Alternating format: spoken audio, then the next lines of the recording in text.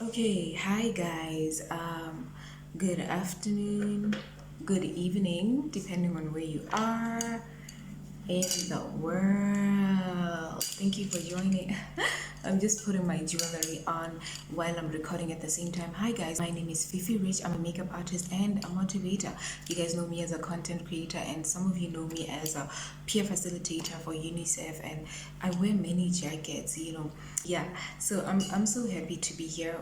I'm happy to be bringing to you a new program by myself. I call it the Greater Impact Corner. This is a program that I'm going to be airing. It's going to be pre recorded. I think I'll start going live at some point. So I'm excited to be coming on today to introduce to you a new program, the newest program of, my work, my content creation, but this one is more in line with ministry, online ministry work, and this is called the Greater Impact Corner. Here I'll be dealing with the issues of life, the matters of the heart, and by the issues of life and the matters of the heart, I talk about issues pertaining to life that affect us so deeply, that cut so deep into our soul. These are issues that we oftentimes neglect to deal with, either because we don't know how to deal with them, or we just kind of shy away from them with the hope that maybe they will, the problems will go, they will just disappear on their own, and so on and so forth. So these are just the things that affect us so deeply in life, from some events, some experiences, some exposures, and these are things that oftentimes we may never have been able to recover from, no matter how many years it's been. I'm sure you can relate. Issues of life affect everybody one way or another, and if you've never had an issue of life, you're probably not a human being. That's just the bottom line of it, guys. The issues of life to me are those issues that cut us deeply. They are issues that stem from events or experiences or exposures that left us affected severely in our soul. In our soul, we find our emotions, we find our mind, our will, our intellect, and so that's where we've been affected so deeply. That's where we've had negative education being introduced. That's where we've had negative narratives being introduced to us, to our lives, where we now think, oh, things are supposed to be like this, things are supposed to go like this, because we saw things being that particular way when we were younger, so we haven't been able to navigate or deal with it in our adulthood. And these are issues that these things actually they tend to follow people into the adulthood, no matter it was childhood experiences, like maybe your parents' divorce, the loss of a parent, the murder of a parent, the murder of a spouse, or something like that. Issues that were so traumatic that even if they happened when we were younger, when we were children, we still find that we haven't dealt with them even in our adult life. Okay, so these are the issues that I'm gonna be talking about. I have found that we oftentimes go through something. Every human being, once in a while, every now and then, you're gonna go through something in this life, but a lot of us shy away from dealing with things. We lack the courage to talk about things. We lack the courage to say, okay, I've got a problem, this has happened, and this has affected me in this way and in this regard. And so I'm here to help you with that. Won't you let me help you with that, please? I'd love to, because I am also getting help myself with my own issues of life at the age of 25. I'm gonna be 26 this year, and I'm so excited to be bringing to you this program. It's gonna help you, it's gonna help me, it's gonna help the world at large. And so this is called Greater Impact Corner by FifiRich, and I'm excited to be here. Now, when we talk of matters of the heart, we are talking about those things that also have affected us, and these are issues that have introduced wounds that cut us so deep that we may never know how to deal with it. Things that we sometimes even suspect that we will never recover from them. Have you had a situation in your life where you went through something, you experienced something, and you were, and for so long you had to deal with it? It's like just managing, you were managing the wound, so to speak. It's kind of like a situation where you just keep applying some balm, some healing balm. It never really heals, but you apply some healing balm, you band-aid it, you plaster it, you change the plaster, you change the band-aid, you clean the wound, you just keep managing, you manage, but it's not really that they heal. Have you had experiences like that? I've had quite a lot of experiences like that. And so these are also the matters of the heart. Oftentimes matters of the heart, they are issues that come unannounced. They just come. Life just happens one day and you're just like, oh my word, is this what it is this what life is? You wake up one morning, you are parentless. You wake up one morning, you've lost your whole family. You wake up one morning to a very traumatic event that you may never know how to recover from. Okay, and so with myself, I'm somebody that can relate so well with heartache. I can relate so well with heartbreak. I can relate so well with pain. I can relate so well with a suffering spirit. I can relate so well with brokenness. I can relate in the area of rejection. I can relate in the area of lack. I can relate in the area of being left wanting. I can relate in the area of growing up as a child with so many questions but no answer until the latter years of my life. I can relate to being alone. I can relate to feeling abandoned. I can relate to feeling neglected. I can relate to disappointment by the people that are critical in your life, those people that had to be elementary role models in your life as a child but did not do it for whatever reason, did not do it, could not do it. I can relate to that kind of disappointment, but I did my work. I'm still doing my work. I'm still doing my homework, and I am here. I decided from the issues of my life, I decided I'm gonna come out a better woman instead of a bitter woman. I decided a long time ago when I was younger that I am gonna use my pain and fuel it into power.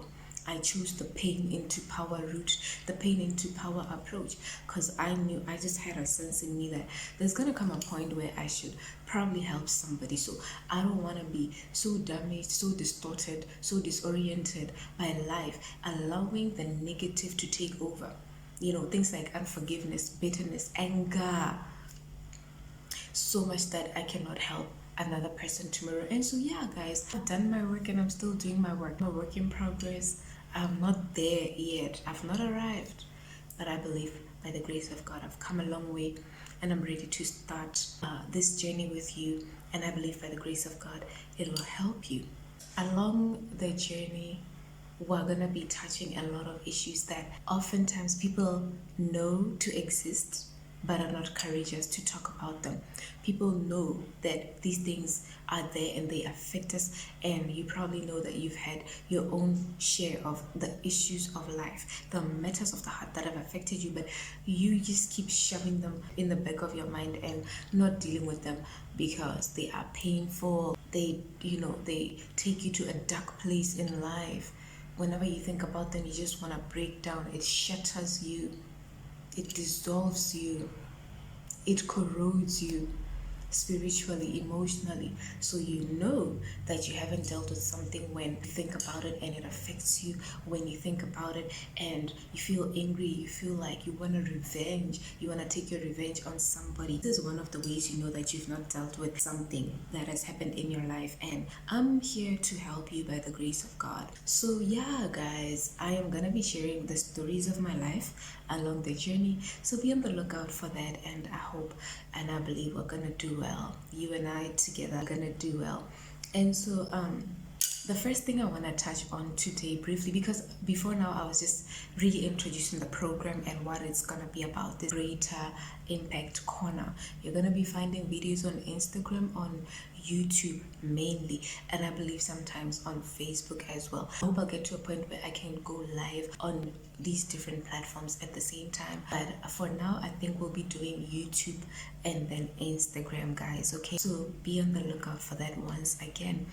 I am excited. We're stepping into sensitive areas, we're stepping into sensitive terrain, but we're powerful, we are courageous, and God will equip us and enable us. Whenever you need help, please feel free to reach out. Whenever you need, to ask something, you need me to talk about something, please feel free to reach out. As far as I can, I will help you. But wherever I may not be able to help you, I'll let you know that, hey, this one is beyond me. You might need therapy, you might need, God, you need an extra intervention, and so on and so forth. So yeah, guys, today I briefly just want to touch on something, and this is that the first step to getting help is to acknowledge that you need help. The very, very first step that you can never miss in order to get your breakthrough, in order to start doing your homework. I use the term homework a lot, in my vocabulary, in my diction.